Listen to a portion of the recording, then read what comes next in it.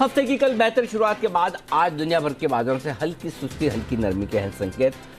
नरम खुलने के बाद क्या बाजार फिर से रिकवर होंगे, रेंज क्या रहेगी और ट्रेड क्या बनेगा, इस पर रहेगा खास फोकस। स्वागत है आप सबका शेयर बाजार लाइव में। नमस्कार, मैं हूं अनिल सिंघवी और नमस्कार, मैं हूं दीपांशु भंडारी। एक और एक्शन पैक दिन के लिए हो जाइए तैयार। कल तो हमारे बाजार ने बढ़िया रिकवरी दिखाई थी, आज कैसी रहेगी चाल, इस पर है बड़ा सवाल सर। बड़े ट्रिगर्स बताऊं? बड़े ट्रिगर्स आज के उससे पहले एक चीज बताऊं जी। आज मुझे एक चीज समझ में आई है जी। सुबह सुबह अचानक से ज्ञान हुआ कि क्यों ज्यादातर लोग दिसंबर के अंत में छुट्टियों पर चले जाते हैं। क्यों? एक हफ्ते दो हफ्ते ये पता चलेगा ट्रिगर्स देखकर। अच्छा। कि कहीं कुछ हो नहीं रहा कुछ। हाँ, इतनी डल हो गई। मतलब एकदम सुस्ती सा माहौल पूरी दुनिया भर में छाया। ब्रेक लग गया। हाँ, कल तक तो फिर भी फुटबॉल का एक्शन था, अब आज तो वो भी खत्म है। वो भी नहीं। तो चलिए, जो भी है, जितने भी है, जैसे भी है, ट्रिगर्स बता देते हैं आपको। अमेरिकी बाजारों में कमजोरी वाला सेशन रहा। डाउ और नैस्डैक दोनों भाई भाई की तरह 160 पॉइंट गिरे हैं, बराबर लगातार चौथे दिन अमेरिकी बाजार गिरे हैं। ये थोड़ी सी चिंता की बात हो सकती है और 33,000 के नीचे अमेरिकी बाजारों ने लगातार दूसरे दिन क्लोजिंग दी है। लेकिन आज मार्केट के लिहाज से एक बड़ी इवेंट है और आज की सबसे बड़ी इवेंट यही है। सेबी की एक बड़ी बोर्ड बैठक है और इस बोर्ड बैठक में जो एजेंडा हमने आपके सामने रखा था पिछले हफ्ते, बहुत ही लंबा और ढेर सारे ऐसे मुद्दे हैं जिन पर बातचीत भी होगी, फैसला भी होगा। शाम 5 बजे सेबी चेयरपर्सन की तरफ से प्रेस कॉन्फ्रेंस भी होगी। इन पूरे सेबी की बोर्ड बैठक के बाद के मुद्दों पर एक्सटेंसिव, बड़ा विस्तार से कवरेज आपके लिए सिर्फ और सिर्फ जी बिजनेस पर मिलेगा। आज एक और नया खिलाड़ी बाजार में उतरने की तैयारी में, एलिन इलेक्ट्रॉनिक्स। ये है वो आईपीओ जो आज से खुलने जा रहा है और जब आईपीओ खुल रहा हो तो इसके टॉप मैनेजमेंट से हम आपकी मुलाकात भी करवाएंगे, समझाएंगे कंपनी करती क्या है और पैसा लगाना है या नहीं, इसका विश्लेषण भी होगा। और प्रमोटर्स इस बाजार की तेजी का फायदा उठाकर लगातार स्टेक बेचने के मूड में। आज 3 प्रमोटर ग्रुप की तरफ से खबरें आ रही कि वो अपनी हिस्सेदारी बेचेंगे, जिसमें स्टर्लिंग एंड विल्सन जहां 5% से ज़्यादा हिस्सेदारी बिकेगी। डाबर के प्रमोटर और जस्ट डायल के प्रमोटर भी अपनी हिस्सेदारी बेचने के मूड में। तो ऐसा तो नहीं है दीप कि भले हमारा काम करने का मन कम हो, लेकिन ट्रिगर्स ना हो। ट्रिगर्स देखने के बाद लग रहा है ठीक है, कुछ अच्छा चल रहा है। हाँ। तो दीप, आपको फिर से यही कहेंगे 9 बजे के एक्शन के लिए हो जाइए तैयार। फर्स्ट ट्रेड में आपका स्वागत है। स्वागत है। ठीक है, तब तक शेयर बाजार लाइव की करते हैं बातचीत। चल क्या रहा है सर? 4 दिन इतना, मतलब ठीक है, थोड़ा एक्शन वहां पर कम हो जाता है, बट निकलने की कोशिश ही नहीं कर रहा है अमेरिका तो, है ना। 2 शब्दों में एक बड़ा फर्क है। एक शब्द होता है गिरना और दूसरा होता है घिसटना। है ना। ये अमेरिकी बाजार ढंग से गिर भी नहीं रहे, घिसट रहे ज्यादा है। मतलब या तो क्या एक साथ गिरा के हो जाए कि 500,000 पॉइंट गिर जाए तो शांति हो, है ना, अच्छे सपोर्ट पे आ गए, अब सोचना है क्या करना है, वैसा भी नहीं है और तेजी करने का भी मूड नहीं है। बात सिर्फ इतनी है दीप की, चूंकि चर्चा करनी है हमें अमेरिकी बाजारों की तो कर लेते हैं।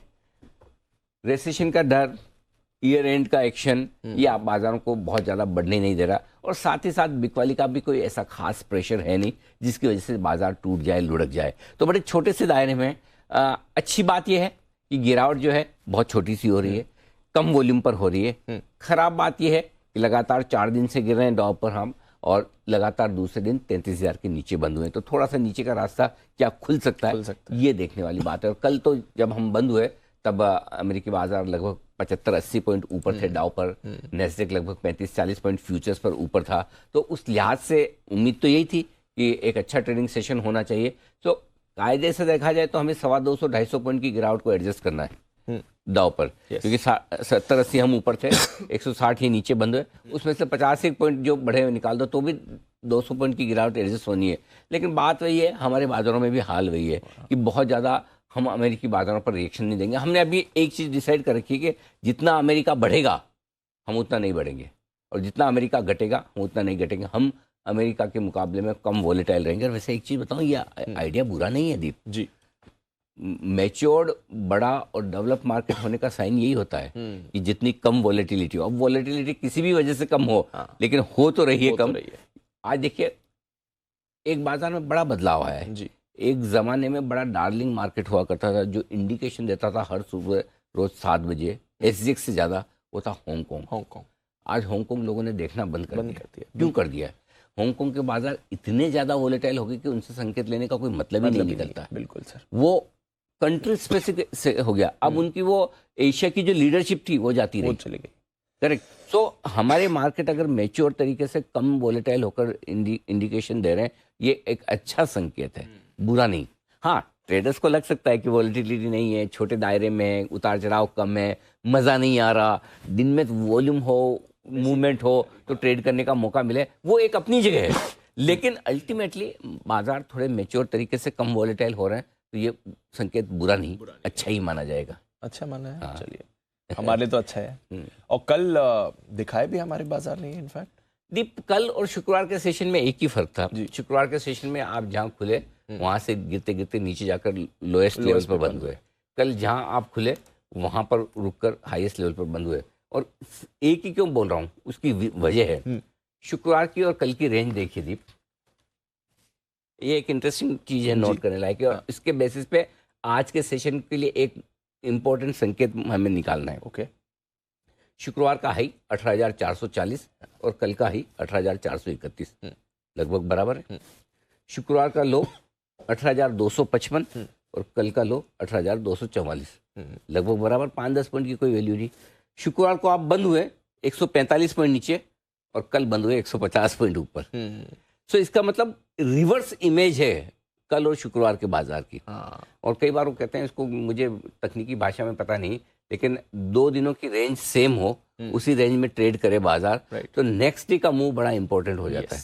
तो आज हम ये ऑब्जर्व करने की कोशिश करेंगे कि जब 2 दिनों तक सिमिलर रेंज में बाजार है, सिमिलर गेन या लॉस हुए हैं, एक दिन लोएस्ट लेवल पर बंद होता है, दूसरे दिन हाईएस्ट लेवल पर बंद होता है, तो तीसरे दिन क्या होगा, क्या संकेत देता है, ये इंटरेस्टिंग। बीच में बंद होगा, लेट्स सी। ये आज सीखना है। हाँ, सो ये एग्जैक्टली कल 2 दिनों के डेटा में ये इंटरेस्टिंग चीज नजर है। ऐसा देखो, क्या है, कहने के लिए बड़ा आसान है कि बाजार में कुछ नहीं है, डेटा में कुछ नहीं है, लेकिन आप अंदर ढूंढोगे ना, वो कहते हैं जितना गोता लगा के नीचे जाओगे, डाइव करोगे, कुछ ना कुछ तो निकाल के लाओगे। करेक्ट है ना। सो मैं भी जब रात को ये डेटा बना रहा था, मैंने कहा कुछ तो दिख नहीं रहा है, क्या किया जाए। अचानक से इस डेटा पर नजर पड़ी, अंदर घुसा, देखा, मैंने कहा यार ये इंटरेस्टिंग डेटा है। और इस डेटा के दम पर, क्योंकि ये पहली और आखिरी बार तो नहीं हो रहा, पहले हुआ होगा, हमने ऑब्जर्व नहीं किया, है ना। अब हम ऑब्जर्व करेंगे ताकि अगली बार ये हमारे काम आएगा कि जब 2 या 3 दिन बाजार एक ही रेंज में इस तरह से बिहेव दिखाए, एक दिन डे लो पर बंद है, एक दिन डे हाई पर बंद है, गेन लॉस बराबर है, रेंज सेम है, तो आगे बाजार क्या है, किसके साथ जाता है, ट्रेंड रिवर्सल पे जाता है या ट्रेंड के साथ जाता है, ये सीखेंगे। तो आज ये आज क्लियर कर देगा। हाँ, ये आज का एजेंडा है हमारा सीखने का। चलिए, डन है ना। ठीक है, कुछ कुछ रोज होना चाहिए ना, होना चाहिए, बिल्कुल बिल्कुल होना चाहिए। देखो, ज्ञान आए या पैसा आए, दो में से एक चीज तो आनी चाहिए। और अगर जिसको दोनों आ जाए, ओहो, बहुत ही बढ़िया, इसका तो कहना ही क्या है। ज्ञान आ जाए और उसके बाद पैसा है तो और भी बढ़िया। नहीं तो हाँ, ये तो ठीक है। बाकी ज्यादातर लोगों के जिनके पास पहले पैसा आ जाता है, उनको लगता है ज्ञान तो आ ही चुका है, तभी पैसा है, वहीं पे गलती होती है। ठीक है सर, कुछ और भी इंटरेस्टिंग चीजों पर बात करनी है। एक बार आज की सेटअप स्ट्रैटेजी समझ ले सर, फिर कुछ और मुद्दे भी। बिल्कुल। तो देखो, दीप ने भी एक ही सवाल पूछा है मुश्किल से, एक ग्लोबल पे, एक ग्लोबल सर। कुछ ज्यादा है नहीं वैसे। तो आज की स्ट्रेटेजी में ग्लोबल संकेत नेगेटिव से न्यूट्रल है। नेगेटिव इसलिए लिखे कि 4 दिन से नेगेटिव है, और थोड़ा नेट में मैंने बताया, जैसे समझाया आपको, कैलकुलेशन के हिसाब से 200 पॉइंट की डाउ की कमजोरी को आपको एडजस्ट करना होता है, उस हिसाब से मैंने नेगेटिव लिखा। थोड़ा इतना तो हमें डाउ को इज्जत देनी चाहिए, 4 दिन से गिरे और हम न्यूट्रल लिखें, ठीक नहीं लगेगा उसे। तो इसलिए नेगेटिव है। एफआईएस के संकेत न्यूट्रल से हल्के पॉजिटिव साइड पर हैं, घरेलू फंड्स के संकेत पॉजिटिव है, माफ कीजिएगा। वायदा कारोबार के संकेत न्यूट्रल है, सेंटीमेंट न्यूट्रल है, और ट्रेंड पॉजिटिव आपके लिए। जी दी, ठीक है, तो ट्रेंड पॉजिटिव है, ये आपको अच्छी बात दिख रही है। सिर्फ एक ही नेगेटिव है, वो भी न्यूट्रल और सुस्ती बना हुआ है, अदरवाइज ज्यादातर संकेत न्यूट्रल से पॉजिटिव ही है, तो आपके फेवर में है। ऐसी कोई बड़ी परेशानी वाली बात वहां से नहीं दिख रही है। बड़े लेवल्स की बात करें तो 18,350, 18,400 ये पहला सपोर्ट जोन है, जहां पर आप खुलकर थोड़ा सा देखेंगे क्या करना चाहिए, क्या नहीं करना चाहिए। और 2 दिनों का जो लो है 18,250 के आसपास का दीप, वो आपके लिए मजबूत खरीदारी की जगह 18,250, 18,300 इस रेंज में आए तो मौका खरीदारी का देखना चाहिए। ऊपर 18,450, 18,500 हल्की फुल्की रुकावट की जगह, जिसे पार करके निकलना मुश्किल होगा। अगर निकल गए तो 18,525 से 18,600 की वो रेंज है जहां पर प्रॉफिट बुकिंग, बिकवाली, शॉर्ट, जो आपका मन करे सब करिए। बैंक निफ्टी 43,000 के नीचे बंद नहीं हो रहा अभी तक, ये राहत की बात है। और आज डे नंबर 17 हो चुका है दीप, जब हम 43,000 के ऊपर बंद हो रहे हैं। 17 दिन हो गए। 17 दिन का मतलब होता है 3 हफ्तों से ज़्यादा। तो 43,000 आपके लिए मजबूत सपोर्ट हो जाता है। लेकिन कल चूंकि हमने 43,418 के आसपास की क्लोजिंग बैंक निफ्टी में दी है, तो आज के लिए पहला सपोर्ट रेंज जो बनेगा आपका 43,225, 43,300, ये 75 पॉइंट की रेंज पहले सपोर्ट का काम करेगी। यहाँ पर अगर खुले तो यहाँ सपोर्ट लेने की कोशिश करेंगे। इसके नीचे 42,950, 43,100, ये आपके लिए मजबूत खरीदारी की जगह है। बेसिकली 43,100 बहुत ही स्ट्रॉन्ग सपोर्ट के तौर पर आ रहा है, जहाँ 25 पॉइंट ऊपर 25 पॉइंट नीचे 43,075, 43,125 आप रेंज मान कर सकते हैं। लगभग उसके आसपास बैंक निफ्टी लगातार खरीदारी और सपोर्ट दिखा रहा है। ऊपर कितना जा सकते हैं? 43,500, 43,600 पहली छोटी सी रुकावट की जगह आपके लिए। पार करके निकले तो 43,650 से 43,775 तक जाने की कोशिश बैंक निफ्टी की हो सकती है। वहाँ प्रॉफिट बुकिंग कर सकते हैं। और बहुत एग्रेसिव ट्रेडर्स हैं तो 43,700, 775 की रेंज में शॉर्ट करने का भी मन बना सकते हैं। ठीक है सर, ये तो रही बड़े लेवल्स की बात। आज के लिए सपोर्ट और रेजिस्टेंस कहाँ रहेंगे? सपोर्ट आप बंद हुए हैं दीप 18,420 के आसपास, 18,400, 18,350 दो छोटे लेवल, 18,300, 275 और 18,250 ये 3 मीडियम लेवल, इतने काफ़ी। इसके नीचे के लेवल की ज़रूरत है नहीं। ऊपर में 450, 500 दो छोटे लेवल हैं। इसके ऊपर की शायद ज़रूरत ना पड़े, लेकिन फिर भी नोट करके रखें। 525, 550, 575 और 600। 500 के बाद हर 25 पॉइंट पर छोटी छोटी रुकावट वाला मामला है। 600 तक जाने की कोशिश हो सकती है। सेम बैंक निफ्टी में भी लेवल्स बहुत नज़दीक के निकल कर आ रहे हैं। 43,418 पर बंद होने के बाद पहला सपोर्ट 43,375 होता है, दूसरा 300 होता है। दो छोटे सपोर्ट हैं, 43,225, 43,125 दो मीडियम है, 43,075, 42,950 ये आपके लिए फाइनल सपोर्ट लेवल। 50-75 पॉइंट की रेंज में नज़दीक के सपोर्ट। एक ज़माना था जब 400, 500 पॉइंट की रेंज में सपोर्ट आता है, रुकावट आती थी। क्योंकि जब आप नई रेंज में जाते हैं जी और लाइफ हाई बनाते हैं तो उस समय आपके लिए खुला मैदान है, जितना भाग सकते भागिए, आप में ताकत कितनी है। लेकिन एक बार ऊपर के लेवल बन गए और जब आप धीरे धीरे धीरे नीचे आते हैं तो आपके पास लेवल कई सारे हो जाते हैं। और इंटरेस्टिंगली दीप पिछला एक महीना निफ्टी ने ऑलमोस्ट, बैंक निफ्टी ने, सॉरी नॉट निफ्टी, ऑलमोस्ट 43,000 से 44,000 की रेंज में निकाला है। 17 ट्रेडिंग सेशन तो हम 43,000 के ऊपर बंद ही हो रहे हैं, आपके सामने ही है, करेक्ट। सो ये रेंज बहुत ही इंटरेस्टिंग बन रही है। मतलब यहाँ से अब जिस तरफ बड़ा मूव करेगा, या तो 44,000 के पार बंद होकर बहुत तेज दौड़ लगाए, फिर 1,000-2,000 पॉइंट से कम रुकेगा नहीं, या 43,000 के नीचे बंद होकर अगर टूटे तो फिर 1,000-2,000 पॉइंट और गिरेगा। सो 43,000 से 44,000 की रेंज बहुत बड़ी टाइम पास वाली रेंज बैंक निफ्टी में बन रही है, जिसे अंग्रेजी भाषा में कंसोलिडेशन कहते हैं। कंसोलिडेशन बन रहा है, हाँ, वही जो आप कह रहे हैं कि रेंज के बाहर निकलेगा नहीं। डेटा सर, एफआईएस की positioning, put call ratio, FIS ने इंडेक्स लॉन्ग पोजीशन बढ़ाई। हाँ, एक और जो डिस्कशन वाला पॉइंट है वो यही करते हैं हम, एफआईएस के आंकड़ों का है। कल कैश मार्केट में छोटी बिकवाली का आंकड़ा है, 538 करोड़ का थोड़ा सा बिकवाली का दबाव कम होता दिखा, लेकिन वायदा कारोबार में दबाकर शॉर्ट कवरिंग की है। सो अगर कल डे हाई पर मार्केट बंद हुआ है और हमारे ट्रेडर्स ये सोच रहे थे कि कल के लिए पोजीशन कैरी ओवर करनी चाहिए, ओवरनाइट सेशन अमेरिका में अच्छा होना चाहिए, तो ये उन्होंने अकेले ने नहीं सोचा। ऐसी सोच में एफआईएस भी उनके साथ शामिल थे। और क्यों थे वो देखिए, 1150 करोड़ के इंडेक्स खरीदे हैं एफआईएस ने, और पूरी की पूरी 95% से ज्यादा शॉर्ट कवरिंग है। जो अगर आप ऑप्शन में के डेटा में जाके देखेंगे तो 1150 करोड़ में से 1100 करोड़ का तो खाली जो इनके शॉर्ट्स है वो कवर कर, वो काटे हैं इंडेक्स फ्यूचर्स में। तो पूरी शॉर्ट कवरिंग कल की उन्होंने की है। 1766 करोड़ के स्टॉक फ्यूचर्स खरीदे, यहाँ पे ओपन इंटरेस्ट घटा है। तो इंडेक्स और स्टॉक दोनों में कल दबाकर शॉर्ट कवरिंग हुई है। फिर भी मैंने न्यूट्रल क्यों रखा, क्योंकि कैश मार्केट में हल्की बिकवाली है और दोनों जो खरीदारी हुई है ओपन इंटरेस्ट घटकर आया। तो सिर्फ शॉर्ट कवरिंग से मैं न्यूट्रल हो जाता हूँ, लेकिन अगर फ्रेश लॉन्ग पोजीशन बने तो कॉन्फिडेंस ज्यादा होता है, तो वो मिसिंग। आंकड़े अच्छे, ऐसे देखा जाए तो आप 3,000 करोड़ के आसपास की इंडेक्स और स्टॉक फ्यूचर्स में खरीदारी 500 करोड़ निकाल भी रहे हैं, तो 2,500 करोड़ की डायरेक्शनल खरीदारी एफआईएस में बड़े दिनों बाद आई है ना। सो इसका मतलब क्लियर है कि कल एफआईएस भी इस बात को लेकर मानकर चल रहे थे कि अमेरिका में अब और ज्यादा नहीं गिरावट होगी। हो जाता कभी कभी एक आध दिन आगे पीछे, तो ठीक है, कल गिर गए। तो ये डेटा थोड़े से आपके लिए इंटरेस्टिंग है। थोड़ी इन्होंने अपनी पोजीशनिंग भी बढ़ा ली है, पुट कॉल रेशियो भी बढ़ गया। पुट कॉल रेशियो हल्का सा बढ़कर आया, लेकिन कोई खास चिंता की बात नहीं। एक के पुट कॉल रेशियो पर निफ्टी में, बैंक निफ्टी में भी लगभग 1 के आसपास का पुट कॉल रेशियो कंफर्टेबल है, ऐसा कोई ओवरबोट है नहीं। विक्स फिर से 4% घटा है, थोड़े वॉलेटिलिटी कम होने के संकेत देता हूँ। Done sir. तो संकेत तो ये सारे ठीक है, क्या करना है फिर मौजूदा पोजीशंस, स्टॉप लॉसेस? 18,250 के आसपास का स्टॉप लॉस है, 244 का कल का लो है। इफेक्टिवली वही होता है इंट्राडे और क्लोजिंग बेसिस पे। थोड़ा सा नीचे और 51 पॉइंट का रिस्क कम करना है तो 18,200 का रख लीजिए, सिंपल।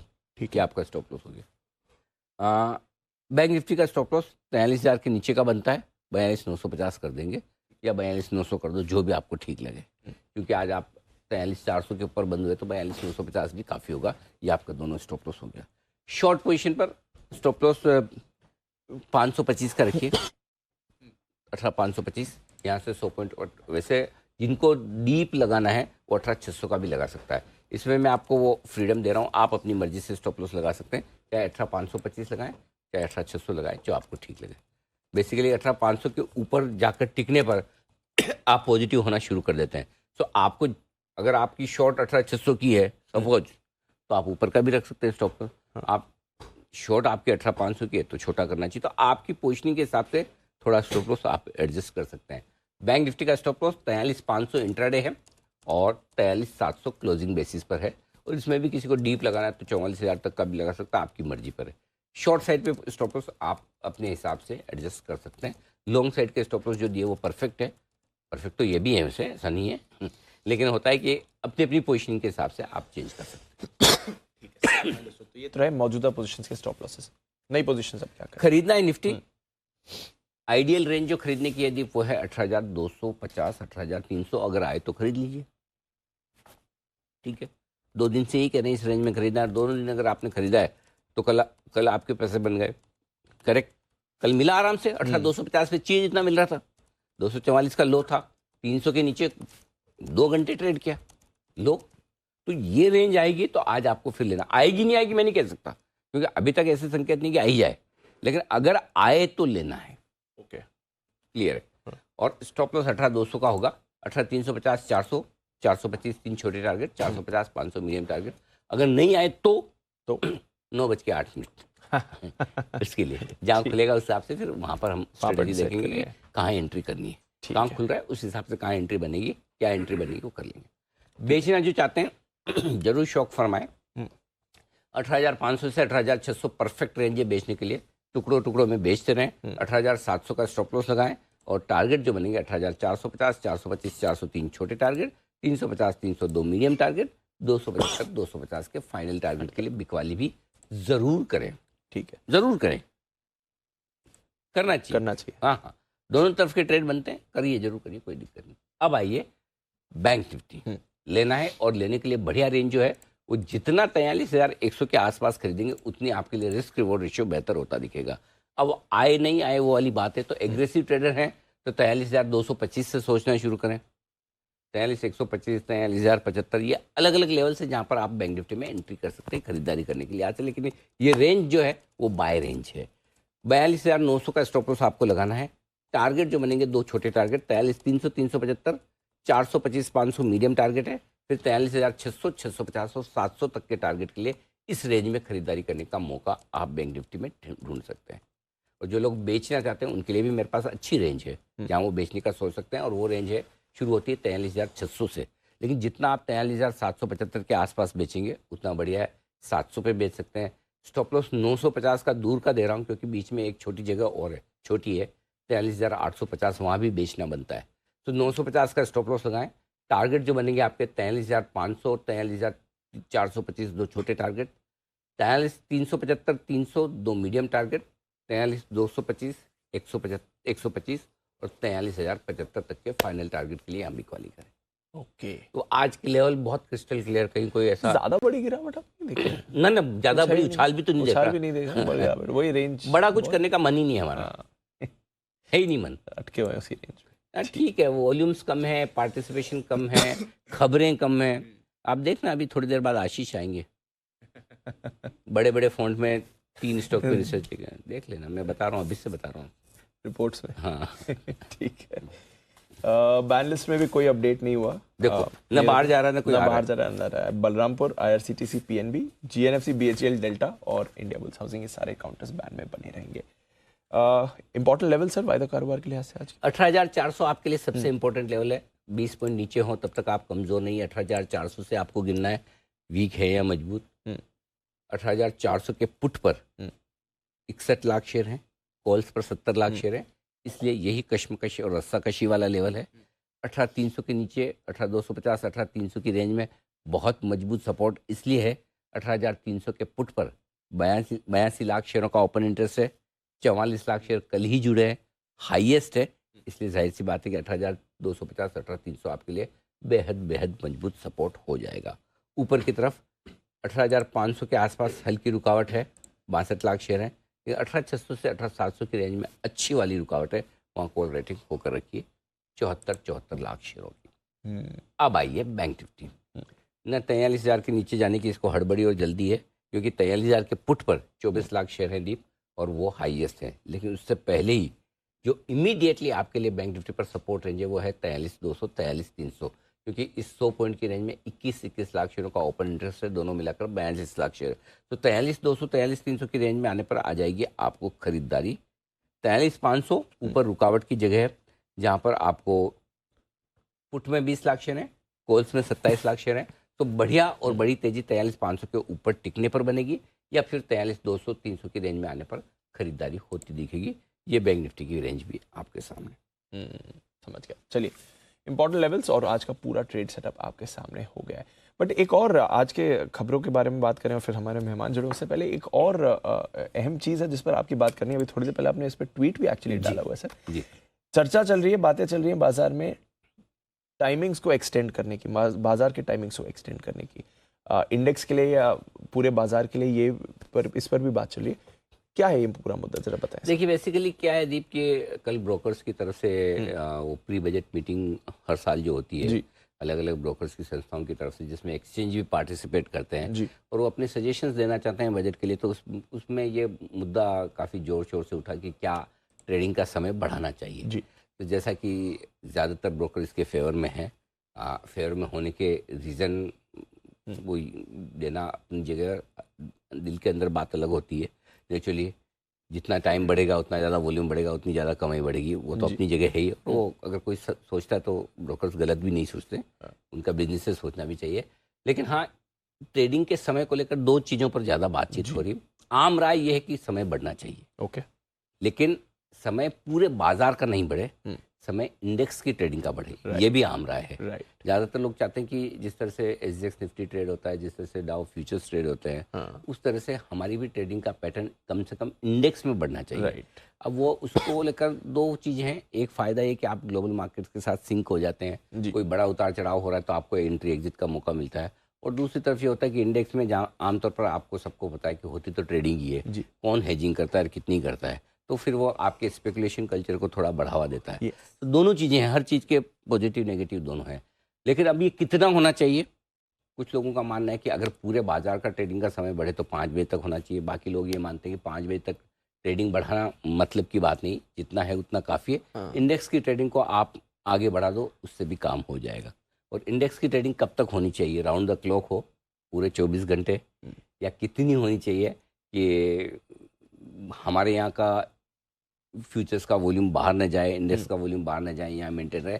तो एक जो बढ़िया सॉल्यूशन इसका हो सकता है अगर ट्रेडिंग बढ़ाई जाए, तो वो हो सकता है कि जब यूरोप के बाजार बंद होते हैं रात को 8 बजे के आसपास, और रात को 8 बजे के आसपास अमेरिका के बाजार खुलते हैं, तो लगभग उस समय तक अगर इंडेक्स की ट्रेडिंग रहेगी तो आप यूरोप के साथ सिंक हैं, यूएस के साथ सिंक हैं, और बाकी तो फिर क्या है, 24 ही घंटे खुला भी रखो तब भी कम है। हाँ, और जिसके पैसे कमाने और पैसे आने हैं तो 2 घंटे में भी आ सकते हैं, नहीं तो 24 घंटे में भी ना आए। सो आई थिंक एक सेंसिबल कोई आम राय बनकर इस पर डिस्कशन होकर आगे फैसला आ सकता है। लेकिन ऐसा लग रहा है कि अब चूंकि टेक्नोलॉजी है आपके पास, बैंकिंग सिस्टम आपका ज़्यादा स्ट्रॉन्ग मजबूत है, रेगुलेशंस मार्जिनिंग को लेकर सेबी ने बहुत ही अच्छे कर दिए, जहाँ पीक मार्जिन की वजह से आप देखिए अब हार्डली कभी आपको gap up gap down opening में कोई प्रेशर आता है। तो ये सारी चीज़ें होने के बाद इंडेक्स ट्रेडिंग का समय बढ़ने की संभावनाएं हैं।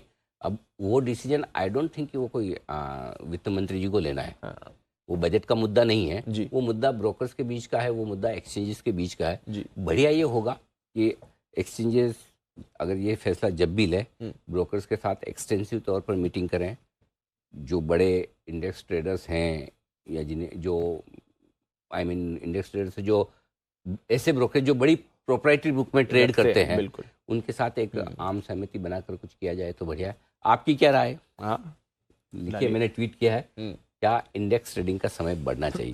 बाजार की ट्रेडिंग का समय 8 बजे बढ़ाने के फेवर में कोई भी नहीं है, और वो उतना हम सिस्टम में झेल भी नहीं पाएंगे कि इतना लंबा समय बढ़े तो सारे वॉल्यूम्स वैसे भी ओपनिंग और क्लोजिंग के ही होते हैं। हाँ, वॉल्यूम शुरुआती 1 घंटे के, आखिरी 1 घंटे के वॉल्यूम, अगर 2 घंटे के वॉल्यूम मिला लो और बाकी सारे दिन के मिला लो तो उनके आधे भी नहीं होते जी। तो इसलिए इंडेक्स ट्रेडिंग को लेकर आप भी अपनी राय दीजिए, आप क्या चाहते हैं? बढ़ना चाहिए, नहीं बढ़ना चाहिए? आपका जो भी व्यू है बताएं। कितने वोट आए अभी तक? 1900 वोट आए हैं और 60% लोग फेवर में, 59% लोग फेवर में। बहुत इंटरेस्टिंग चल रहा है, नेक टू नेक चल रहा है, फाइट तगड़ी है भाइयों। चलो शुरू हो जाओ, जो फेवर में है, और जो नहीं तो वो मस्त साहब की तरह हो जाएगा, फिर बाद में मत करना। मस्त साहब आपको बोलेंगे कि मेरे को तो लोग निकालने के चक्कर में लगे, तो आपने पूछा क्यों? है ना? तो जो अब तो मानना पड़ेगा उन्हें। बस तो ये है, ठीक है। आप लोग भी अपनी अपनी राय रखिए, आप क्या चाहते हैं। बिल्कुल, जाइए अनिल जी के ट्विटर पर और इस पोल में ज़रूर हिस्सा लीजिए। कमेंट्स भी आप अपने हमें शेयर कर सकते हैं। आइए फिर, ये एक बड़ा मुद्दा है जिस पर रहेगा हमारा फोकस। आज के दिन कौन से स्टॉक्स रहेंगे खबरों के दम पर एक्शन में, ब्रोकरेजेस क्या कह रही है, यहाँ पर भी डालते हैं नज़र। अरमान, नुपुर और आशीष हमारे साथ हैं तैयार। अरमान, मॉर्निंग, बताएं आज की ट्रिगर्स और खबरें क्या कह रही हैं। जी, आज के ट्रिगर्स में सबसे पहले, जहां पे पहले भी चर्चा हुई थी कि सेबी की आज बोर्ड मीटिंग है और जो बायबैक रेगुलेशंस है वहां पर उस पर विचार किया जाएगा। बीपीसीएल पर ध्यान रखिएगा, जिसमें अगर बोर्ड बड़े प्रोजेक्ट्स पर निवेश के लिए बोर्ड बैठक है। श्रीराम ट्रांसपोर्ट फाइनेंस, जिनका नाम बदलकर श्रीराम फाइनेंस हो जाएगा। टांडला प्लेटफॉर्म, जिसका बायबैक जो है आज से शुरू होता हुआ दिखेगा। आईपीओ अपडेट्स में अगर आप बात करेंगे तो एवेंस होल्डिंग और लैंडमार्क कार्स दोनों का आईपीओ का अलॉटमेंट है। ग्लोबल के हिसाब से यूएसए का हाउसिंग स्टेट्स का नवंबर महीने का डेटा आएगा, और जापान का इंटरेस्ट रेट डिसीजंस जो है बैंक ऑफ जापान का, वहां पर भी आता हुआ दिखेगा। और आईपीओ अपडेट में बात करें तो कैफिन टेक्नोलॉजी का, जिनका आईपीओ कल जो था पहला दिन था, और आज अगर आप देखेंगे दूसरा दिन है, तो कुल मिला के कल जो ओवरऑल सब्सक्रिप्शन उन्हें मिला है वो लगभग 55% का मिला है, जिसमें रिटेल का हिस्सा 26% बढ़ा है, और क्यूआईबी का हिस्सा अगर आप देखेंगे तो वो लगभग 91% बढ़ता हुआ दिखा है। और अंत में एल इलेक्ट्रॉनिक्स की बात करेंगे, जहां पर जिसका आईपीओ आज खुलने वाला है, 22 दिसंबर तक ये आईपीओ खुला रहेगा। प्राइस बैंड 234 से 247 का है, और कंपनी ने अगर आप देखेंगे एंकर बुक के जरिए लगभग 143 करोड़ जुटाए, जिसमें मुख्य तौर पर एसबीआई फंड, जिसमें अलग अलग फंड से लगभग 42% है, कोटक फंड 19% और एसबीआई लाइफ 14% आदि जैसे नाम है। ओके, तो ये है आपके लिए आईपीओ अपडेट्स, यहाँ पर रखिए नज़र, और नज़र रखिए बाकी ट्रिगर्स पर भी। नुपुर, मॉर्निंग, बताएं आज तो कुछ प्रमोटर सेलिंग भी होने वाली है, कौन सी कंपनीज हैं और कौन सी खबरें कह रही हैं? बिल्कुल, गुड मॉर्निंग। सबसे पहले स्टर्लिंग एंड विल्सन, जहाँ पे प्रमोटर 20-21 दिसंबर को ओएफएस के थ्रू करीबन 5.5%, 5.25% की अपनी हिस्सेदारी बेचने वाले। ओएफएस की फ्लोर प्राइस देखें तो वो 270 रुपये के आसपास है। 20 दिसंबर को रिटेल निवेशकों और 21 को रिटेल और नॉन रिटेल के लिए ओएफएस खुला रहेगा। तो यहाँ पर नजर रहने वाली डाबर इंडिया, जहाँ पर ब्लॉक डील के थ्रू प्रमोटर्स 800 करोड़ तक के शेयर्स बेच सकते हैं, और जो डील की जो मार्केट प्राइस होगी वो 4% डिस्काउंट पे हो सकती है मौजूदा भाव पे। तो यहाँ पर भी नजर रहने वाले जस्ट डायल, जहाँ पर जो मिनिमम पब्लिक शेयर होल्डिंग नियम को पूरा करने के लिए प्रमोटर करीबन 17 लाख शेयर 2% अपनी हिस्सेदारी, रिलायंस रिटेल जो उनके प्रमोटर है वो अपनी हिस्सेदारी बेच सकते हैं। फिलहाल देखें तो प्रमोटर ग्रुप के पास करीबन 77% की हिस्सेदारी है, और रिलायंस रिटेल के पास करीबन 66% की हिस्सेदारी है। आईआरबी इंफ्रा, जहाँ पे 4 तारीख को बोर्ड बैठक है शेयर विभाजन स्टॉक स्प्लिट को लेकर, तो ये स्टॉक भी फोकस में रहेगा। डीएफएम फूड्स, जहाँ पे डीलिस्टिंग का प्रोसेस चालू था 13 दिसंबर से 19 दिसंबर तक, वहाँ पे डिस्कवर्ड प्राइस अभी 525 रुपए के आसपास आई है। एविएशन स्टॉक्स भी आज फोकस में रहने वाले, क्योंकि नवंबर का डेटा आया है, जहाँ पर में मतलब पिछले साल से कंपेयर करें तो 11% से बढ़कर आई है, और पिछले महीने से कंपेयर करें तो करीबन 2.5% की ग्रोथ आपको नजर आएगी। इंडिगो और स्पाइस जेट दोनों ने अपने मार्केट शेयर में बढ़ोतरी देखी है, लेकिन एयर इंडिया का जो मार्केट शेयर है उसमें कोई बदलाव नहीं था। बाकी सब एयरलाइंस में आपको मार्केट शेयर में इंप्रूवमेंट दिखेगा। और पैसेंजर लोड फैक्टर की भी बात करें तो वो भी सारे एयरलाइंस के लिए इस बार बढ़कर ही आया है। एनबीसीसी, जहाँ पे कंपनी को करीबन 70 करोड़ का नया ऑर्डर मिला है, तो पॉजिटिव न्यूज़ है एनबीसीसी के लिए भी। ओके, तो कई सारी और खबरें भी हैं, और प्रमोटर सेलिंग भी आज होने वाली है कुछ काउंटर्स में, वो भी हमारे रडार पर है। अरमान, कुछ और खबरें भी हैं आपके पास? जी बिल्कुल, रेमको सिस्टम्स पर ध्यान रखिएगा, जिसमें इक्विटी वारंट्स के जरिए पूंजी जुटाने को 22 दिसंबर को जो है वहां पर बोर्ड बैठक है। हिंदुजा ग्लोबल की बात करें तो 1700 के भाव पर जो है टेंडर ऑफर के बायबैक को मंजूरी मिली है, और ये जो है अगर आप मौजूदा भाव देखेंगे वो लगभग 22% के आसपास जो है प्रीमियम पर बायबैक होगा, और बायबैक में मैक्सिमम जितना बोल रहे हैं वो लगभग 1020 करोड़ जो है, मतलब 1000 करोड़ के आसपास जो है वो पूरा खर्च करने वाले हैं। टिप इंडस्ट्रीज की बात करें तो बायबैक की रिकॉर्ड डेट 30 दिसंबर तय की गई है। टेक्नोक्राफ्ट इंडस्ट्रीज की बात करें तो वहां पर शेयर बायबैक के लिए 10 दिसंबर की रिकॉर्ड डेट तय की गई, और अंत में 3 लगभग ऐसी कंपनियां हैं जिसमें allied blinders and distilleries, Devaki और आईक्यू लाइटिंग है, जिनके आईपीओ को मंजूरी मिल चुकी है सेबी के द्वारा। तो ये है आपके लिए सारी की सारी इंपॉर्टेंट खबरें आज के लिए। आइए अब नजर डालते हैं आज के ब्रोकरेज एक्शन पर भी एफआईआर में।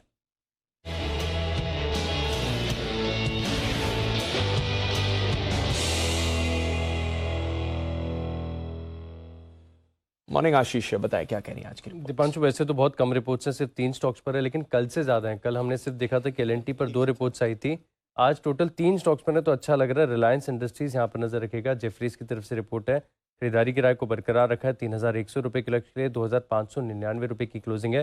दरअसल रिपोर्ट एक्चुअली आई है पूरे टेलीकॉम स्टॉक्स के ऊपर, जहाँ पर ये कह रहे हैं कि जो अक्टूबर महीने का एक्टिव सब्सक्राइबर बेस था, इसमें करीब 29 लाख की बढ़त यहाँ पर आपको देखने को मिली, और मेजर कंट्रीब्यूशन जो है रिलायंस और भारतीय एयरटेल की तरफ से आए।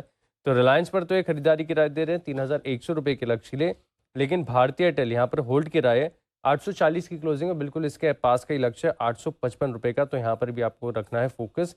इसके अलावा मेटल स्टॉक्स यहाँ पर भी देखिए काफ़ी एक्शन देखने को मिल सकता है। जेएसडब्ल्यू स्टील यहाँ पर रिपोर्ट आई है नोमेरा की तरफ से, जहाँ पर रिड्यूस की रेटिंग दी है, 750 पर स्टॉक चल रहा है, ये लक्ष्य दे रहे 570 रुपये का, लेकिन अगर आप कमेंट्री देखें तो कमेंट्री इनके सपोर्ट में ही नजर आ रही है। मान रहे कि जो इनकी डोल्बी प्लांट है, यहाँ पर जो लैंड एक्विजिशन हुआ है, इसके बाद आप देखिए जो इनकी ऑपरेशनल एफिशिएंसी है, इसमें आपको बढ़त देखने को मिल सकती है। तो जेएसडब्ल्यू स्टील रिड्यूस की रेटिंग 570 रुपये का टारगेट, भारतीय एयरटेल होल्ड की रेटिंग 855, और रिलायंस इंडस्ट्रीज खरीदारी के राय दे रहे 3100 रुपये के लक्ष्य के लिए। ओके, तो यह है आपके लिए 3 स्टॉक्स जिन पर आपके लिए आई हैं ब्रोकरेज रिपोर्ट्स, इन पर रखिए नजर, और स्पेशली रिलायंस और भारतीय एयरटेल, ये दोनों डेटा पर रहेंगे। टेलीकॉम एज अ स्पेस हमने देखा है, डेटा आया था रिसेंटली, वहां पर भी आपको रखनी है नजर। करते हैं हमारे सारे एक्सपर्ट्स का स्वागत और लेते हैं उनकी pick of the day.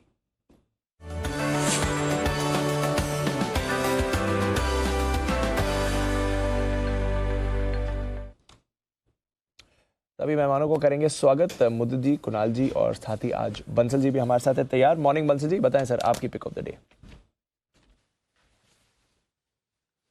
Good morning Deepanshu, good morning Anil ji. Deepanshu, मेरा पिक ऑफ द डे है HDFC AMC। काफी बेहतरीन टेक्निकल पैटर्न है और काफी समय से मार्केट की गिरावट में पार्टिसिपेट नहीं कर रहा, और जिस तरीके का टेक्निकल स्ट्रक्चर है, एक बड़ा अपमूव ये दिखाने का पोटेंशियल रखता है। तो 2240 2240 के स्टॉप लॉस के साथ HDFC AMC में खरीदारी की राय है। टारगेट है 2395 का, 2395 के टारगेट के लिए HDFC AMC है मेरा pick of the day. Okay, HDFC mutual fund यहाँ खरीदारी करने की राय बंसल जी की तरफ से आज के सेशन में। 2240 स्टॉप लॉस, 2395 टारगेट। कुणाल जी सुप्रभात, बताएं सर आपकी पसंद का शेयर। सुप्रभात अनिल जी, सुप्रभात दीपांशु। अनिल जी देखिए, खरीदारी की राय है और खरीदना है LIC यानी कि लाइफ इंश्योरेंस कॉर्पोरेशन, जिसमें हाल ही में मैंने और बंसल जी ने 10 की कमाई में भी खरीदारी की राय दी है। कल हमने देखा एक बहुत जबरदस्त मूव आता हुआ चार्ट पर दिखाई दिया, और इस स्टॉक में मुझे उम्मीद है कि 765 785 के लेवल्स आपको शॉर्ट टर्म में देखने को मिलेंगे। लॉन्ग टर्म में ये स्टॉक 900 रुपए के लेवल्स को छुएगा, और इसीलिए 10 की कमाई में भी हम लोग पहले खरीदारी की राय दे चुके हैं। अब ट्रेडिंग के पॉइंट ऑफ व्यू से खरीदारी की राय है, स्टॉप लॉस रख लें 720 रुपए पर, पहला टारगेट 760 रुपए का, दूसरा टारगेट 785 रुपए। ओके, तो कल स्पेशल पिक के तौर पर भी छुट्टी के मूड माहौल में भी बंसल जी ने फोन करने की जहमत उठाई, हमें फोन किया, और LIC उन्होंने स्पेशल पिक के तौर पर दिया था। इन सब चीजों को मद्देनजर रखते हुए जी, क्या कुणाल जी को बंसल जी को धन्यवाद देने की जरूरत है? जरूरत है। नहीं, या बंसल जी देंगे ना? ओहो, बंसल जी को कल। हाँ, यस कुणाल जी, क्या आप बंसल जी से धन्यवाद एक्सपेक्ट करते? अनिल जी देखिए, मैं बंसल जी से न केवल धन्यवाद एक्सपेक्ट करता हूं अनिल जी, साथ में मैं गिफ्ट भी एक्सपेक्ट करता हूं। अनिल जी, न्यू ईयर का मौसम है, सब एक दूसरे को उपहार दे रहे हैं, क्रिसमस का समय है। हाँ। तो कोई एक अच्छा सा गिफ्ट अनिल जी मैं उम्मीद कर रहा हूँ कि बंसल जी भेजेंगे। और वो तो लोकल है अनिल जी, बाकी लोग तो बाहर से हैं, बहाना बना देते हैं। हाँ। बंसल जी हमारे लोकल हैं, भेज सकते हैं। नहीं, भेजने का क्या, आप ही मंगवा लो, भेज के अपना आदमी बंसल जी गया। बंसल जी गिफ्ट की उम्मीद रखते हैं, सही है क्या? कुछ जरूरत से ज्यादा एक्सपेक्टेशन है? नहीं अनिल जी, जरूरत से ज्यादा एक्सपेक्टेशन है, क्योंकि कल अनिल जी जब स्पेशल एंट्री करी थी तो मेंशन किया था कि राकेश कुणाल का अपडेट है।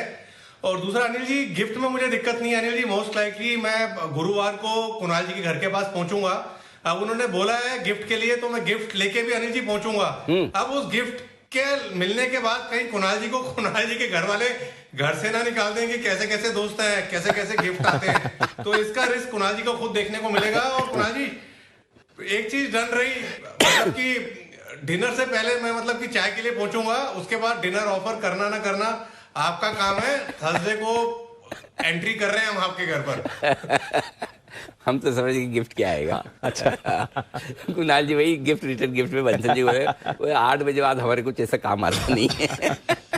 मुझे तो गिफ्ट का अंदाजा लग चुका है। आइए, मुदित जी का स्वागत है। सुप्रभात मुदित जी, बताएं sir. Morning Anil ji, good morning Deep. Pick of the day में आज चुना है हमने एचडीएफसी बैंक। एचडीएफसी बैंक को लॉन्ग करके चलने की सलाह दे रहे हैं। आज के लिए जो पहला टारगेट बनेगा 1665 का बनेगा, और हमें लगता है अगर 1665 निकले तो 1 से 2 दिन के अंदर 1680 1685 के भी टारगेट्स एचडीएफसी बैंक में देखने को मिलेंगे। स्टॉप लॉस रहेगा 1625 का। देखिए, स्टॉक में सबसे पहले बात करूंगा, लास्ट 3-4 सेशन में जो इंडेक्स में करेक्शन देखने को मिला, लेकिन स्टॉक में उस तरह का करेक्शन नहीं आया। और अपने प्रीवियस सपोर्ट से पहले ही इस काउंटर में बाइंग देखने को मिली है।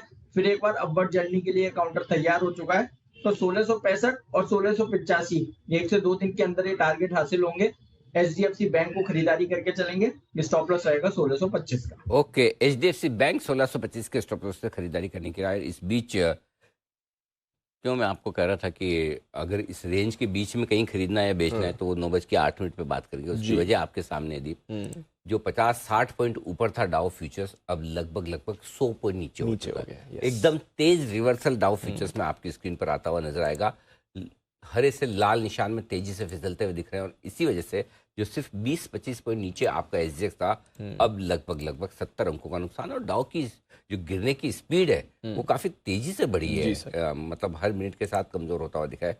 उम्मीद करें कि 100 पॉइंट के आसपास अब आकर सेटल हो। तो एसजीएक्स निफ्टी भी अब 70 अंक नीचे आपके माफ कीजिएगा बनता हुआ नजर आ रहा है। बिल्कुल सर। किरण जी का क्या जाए स्वागत। सुप्रभात किरण जी, बताएं सर आपकी पसंद का शेयर। अनिल जी सुप्रभात दीप, वेरी गुड मॉर्निंग। अनिल जी, बाय करना है एससीआई शिपिंग कॉर्पोरेशन, कैश का स्टॉक है। हमारा स्टॉप लॉस रहेगा 136 end of day closing basis पे, और 156 160 ये 2 टारगेट्स आज कल के लिए रहेंगे। ओके, 156 160 2 टारगेट शिपिंग कॉर्पोरेशन खरीदारी करने के लिए। कल भी मेरे ख्याल से शिपिंग कॉर्पोरेशन क्लोजिंग वाले शो में अच्छे खासे रडार पर आया था। स्टॉक में एक्शन भरपूर बनता हुआ दिखा भी था। बिल्कुल। तो नजर रखिए शिपिंग कॉर्पोरेशन, ये आपके रेडार पर रहना चाहिए। आई कुछ और काउंटर्स भी हैं जहां पर आपको आज मूव आती हुई दिख सकती है। खबरों के दम पर रिएक्शन के लिए काउंटर्स देंगे आपको। डाबर, ये इंटरेस्टिंग है। यहाँ पर प्रमोटर्स की तरफ से बिकवाली होने वाली है। 800 करोड़ तक के शेयर्स बेचे जा सकते हैं। 4% डिस्काउंट पर ये डील संभव है। कल तो डेज हाई पर डाबर बंद हुआ था। बंसल जी, आज के लिए जरा इंपॉर्टेंट लेवल्स बताएं। अगर डिस्काउंट पर डील होती है तो सपोर्ट्स कहाँ पर दिख रहे हैं इस काउंटर के लिए?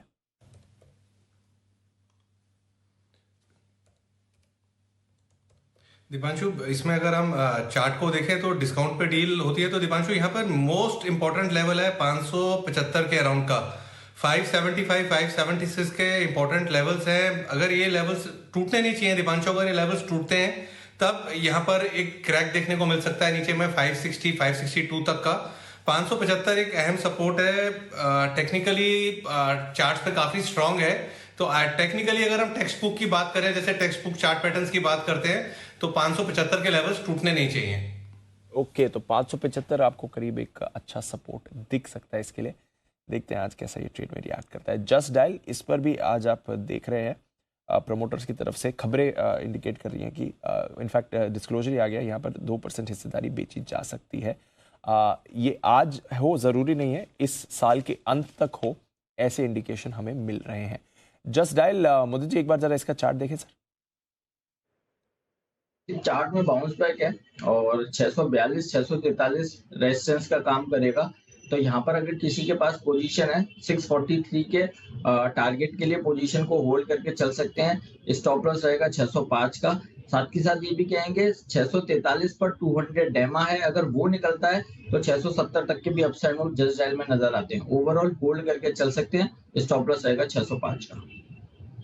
ओके, तो ये है आपके लिए जस्ट डायल। ये दोनों काउंटर्स रेडार पर आपके रहने वाले हैं। रेडार पर स्टर्लिंग एंड विल्सन भी रहेगा, यहाँ पर भी ऑफर फॉर सेल हो रहा है। तो 3 काउंटर्स हैं जहाँ पर आप प्रमोटर्स की तरफ से बिग वाली देखने वाले हैं। इन तीनों पर आपको स्टर्लिंग एंड विल्सन में वैसे तो प्रमोटर रिलायंस इंडस्ट्रीज हो चुकी, क्योंकि 40% रिलायंस, लेकिन पुराने प्रमोटर अभी भी उसी कैटेगरी में है। Yes sir. तो जो पुराने प्रमोटर्स हैं वो अपनी उनकी तरफ से हो रही है, बेच रहे हैं 5.5% के आसपास जो उनके पास हिस्सेदारी वो बिक रही है। वो बिक रही है आज। बिल्कुल स्टॉक चला नहीं है आज। देखिए इंटरेस्टिंग चीज है, 2 स्टॉक ऐसे हैं जो रिलायंस के कंट्रोल वाले हैं, दोनों ही, स्टर्लिंग विल्सन और साथ ही साथ जस्ट डायल।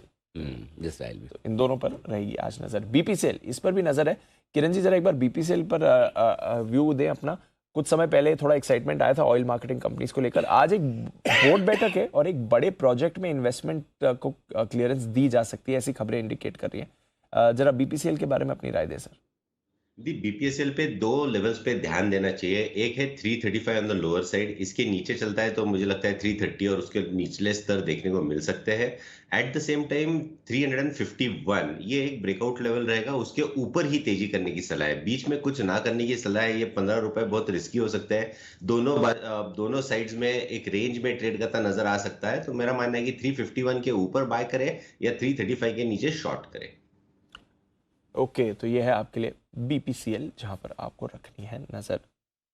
रेडार पर रहेगा काउंटर और आज बोर्ड बैठक भी, देखते हैं वहां से क्या निकल कर आता है। एनबीसीसी थोड़ा एक्शन में फिर से आ चुका है ये काउंटर और करीब 70 करोड़ के ऑर्डर्स भी नए मिलते हुए दिखे हैं। कुणाल जी, एनबीसीसी के चार्ट पर कोई राय सर?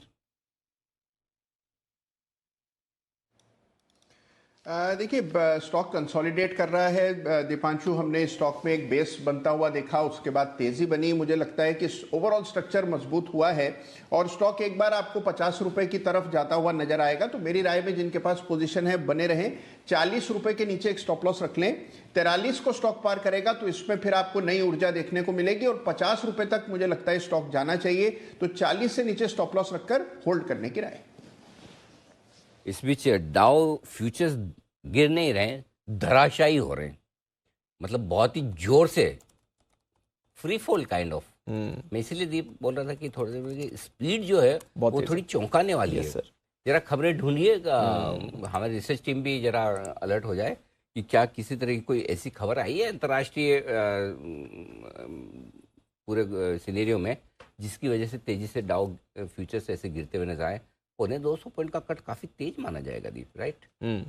यस हाँ, और वो भी कुछ ही मिनटों में होता हुआ दिखा। मुश्किल से 15 मिनट लगे हैं 250 पॉइंट डाउ फ्यूचर्स, और अगर ऊपर के 50 गिन लें तो करीबन 225 पॉइंट गिनने में मुश्किल से 10 मिनट लगाए हैं डाउ फ्यूचर्स ने। तो कुछ न कुछ ऐसा खबर हो सकती है जो हम जानने समझने की कोशिश करेंगे। बाकी एशियाई बाजारों में हाल स्टेबल है, वैसा ही है। हांगकांग 1% नीचे था, 1% ही है। शंघाई 5% नीचे है। और उसके अलावा जो स्ट्रेट टाइम्स यानी कि सिंगापुर के बाजार हैं वो 1/4% नीचे, ज़्यादा कुछ खराब नहीं है। कोरिया कॉस्पी 0.5% नीचे है। निक्केई जापान के बाजार भी देख लें, वहाँ पर गिरावट कितनी है, निक्केई कहाँ गया? हाँ, पॉजिटिव है। सो आई थिंक और कहीं इतना इम्पैक्ट नहीं दिखा, लेकिन डाउ फ्यूचर्स बड़े तेजी से गए हैं। तो लेट्स सी क्या कुछ हो रहा है। कोशिश कर रहे हैं सर ढूंढने की कोई अगर वजह निकल कर आए, क्योंकि एक सडन कट है और बड़ा ड्रॉप है। I don't know US related है या कुछ और ग्लोबल मार्केट्स की तरफ से भी है, हो सकता है। आइए तब तक वजह ढूंढते हैं, तब तक कुछ और काउंटर्स भी हैं जहां पर नज़र डाल दी जाए। कल एक बड़ा ब्रेकआउट एमएनएम में आते हुए दिखा था, सुबह हम इसके बारे में बात कर भी रहे थे। एक बार किरण जी से एमएनएम की चार्ट चेक की ली जाए। किरण जी जरा बताएं सर, एमएनएम क्या व्यू बनता है? कल ऑटोज लीडरशिप अच्छी दिखा रहे थे। बिल्कुल, ऑटोज लीडरशिप दिखा रहे थे और एम आउट परफॉर्म कर रहा था, जहां पे मारुति और दूसरे स्टॉक्स इतना आउट परफॉर्मेंस नहीं दिला रहे थे।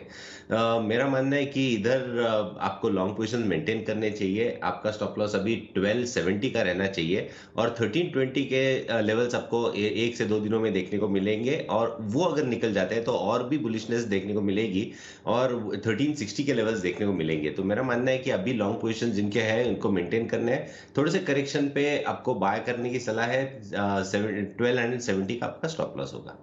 ओके तो ये है आपके लिए MNM, जहां पर आपको रखनी है नजर। ये काउंटर भी रेडार पर आ सकता है आज।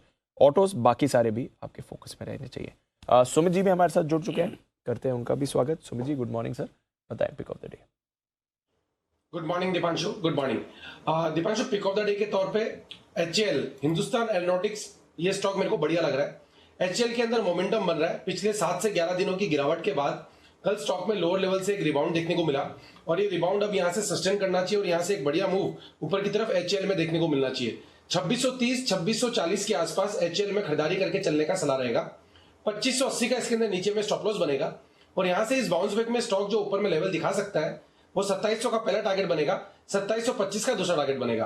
तो 2700 से 2725 के टारगेट्स के लिए HAL में खरीदारी करें 2580 के स्टॉप लॉस से। ओके, सुमित जी की पसंद का शेयर है हिंदुस्तान एरोनॉटिक्स लिमिटेड HAL। आइए जैन साहब का भी करते हैं स्वागत। जैन साहब सुप्रभात, बताएं सर आपका पिक ऑफ द डे। बिल्कुल, वेरी गुड मॉर्निंग अनिल जी। शायद वो गले वाली जो अपने जो चल रहा है वायरल अपने पैनल में आज मेरे भी आ रखा है, बट एनीवेज चूरू की ठंड के बाद और कल सालासर के दर्शन हुए अनिल जी, बहुत अच्छा लगा वहां जाके। पोस्ट कोरोना पहली बार गया और खूब आपको याद कर रहे और पूरे पैनल को वहां पे सबने इनवाइट किया, प्लीज पूरे पैनल को लेके आइए। तो अनिल जी मेरी तरफ से इनविटेशन है। मैं जर्मनी का और इनका तो दावा नहीं करता, बट मैं सालासर के दर्शन मेरी तरफ से सबको करवाना चाहता हूँ। तो आपकी इनिशिएटिव रहेगी। आपके प्रैक्टिकल दावे हैं जो पॉसिबल होने वाले हैं। तो जब भी हमें कुछ ऊंचा ऊंचा सोचना होता है तो हम सिद्धार्थ सेदानी साहब के दावे सुन लेते हैं, और जब भी हमें लगता है प्रैक्टिकल क्या कुछ हो सकता है तो वो जैन साहब के दावे सुन लेते हैं। जी बंसल जी कुछ कहना चाहते हैं आपको? जी बंसल जी फरमाएं।